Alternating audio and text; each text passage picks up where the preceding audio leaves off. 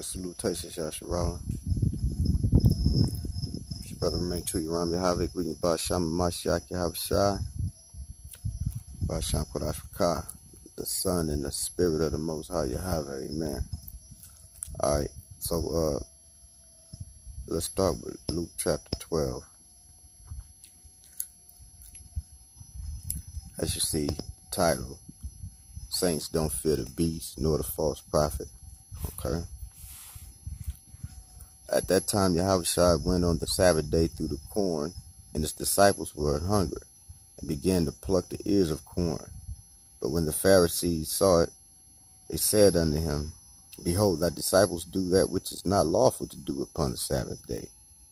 But he said unto them, Have ye not read what David did when he was hungry, and they that were with him? How he entered into the house of Elohim, and did eat the showbread, which was not lawful for him to eat, neither for them which were with them, but for only the priests? Or have you not read in the law, how that on the Sabbath days the priests in the temple profane the Sabbath, and are blameless? But I say unto you, that in this place is one greater than the temple. But if ye have known what this meaneth, I will have mercy and not sacrifice, you would not have condemned the guiltless. For the Son of Man is master even of the Sabbath day. And when he was departed thence, he went into their synagogue. And behold, there was a man which had his hand withered, and they asked him, saying, Is it lawful to heal on the Sabbath days? That they might accuse him. And he said unto them, What man shall there be among you that shall have one sheep, and if it fall into a pit, will he not lay hold on it and lift it out? Then is a man better than a sheep. Wherefore it is lawful to do well on the Sabbath days. Then said he to the man, Stretch forth thine hand. And he stretched it forth, and it was restored whole like as the other. Then the Pharisees went out and held a counsel against him, how they might destroy him. Okay, so that means they wanted to kill him. Okay, over what? A conflict of religion. So this was his own people who didn't like his representation of what was supposed to be their religion, which, okay, was the law of Moses. Okay, all right. Let me see what's going on here.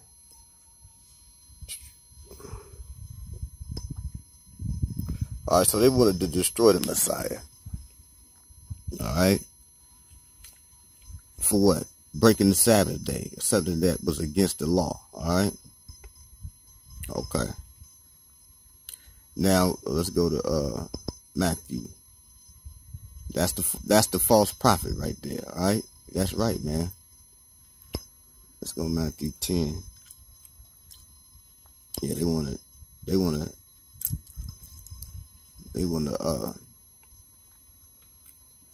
kill the Messiah. Okay. Because he broke their religion, man. Alright. So here goes the beast right here. And you shall, well, actually, let's start. Oh, no, that is good. That's good. That's the only verse we want out of here. And you shall be brought before governors and kings for my sake, for a testimony against them and the Gentiles. Okay. So that's a testimony against the heathens.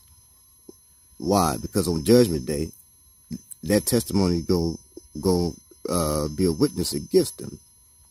That we told them the words of the Most High.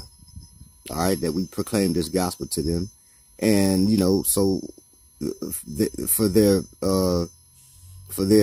trying to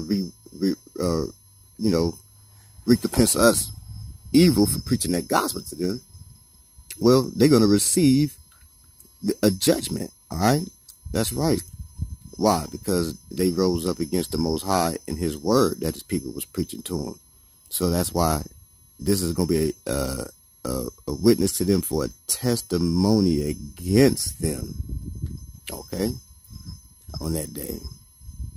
Yeah, that's right. Yeah, look at this, verse 17.